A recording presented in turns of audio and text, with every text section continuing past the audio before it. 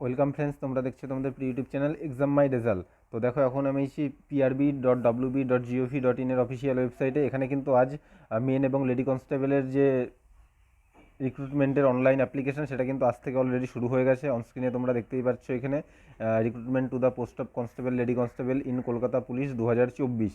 এখানে ভিউ ডিটেলসে আমরা ক্লিক করব। 2024 সালের যে ফেব্রুয়ারি মাসে যে নোটিশটা বেরিয়েছিল, নোটিফিকেশনটা 28 তারিখে, তো এটা 1 মার্চ থেকে কিন্তু মানে আজ থেকে অ্যাপ্লিকেশনটা শুরু হয়ে গেল। এখানে তোমরা দেখতেই পাচ্ছ recruitment to the post of constable lady constable in Kolkata police 2024।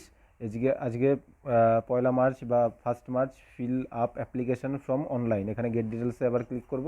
করার পর দেখো একটা নতুন পেজ খুলে যাবে, ঠিক আছে।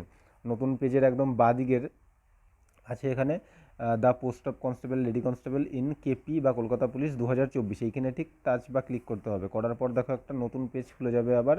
এইখানে কিন্তু সমস্ত কিছু আছে। এইখানে তোমরা কিভাবে এই যে অনলাইন অ্যাপ্লিকেশান, এইখান থেকে কিন্তু অনলাইন অ্যাপ্লিকেশান করতে হবে, ঠিক আছে।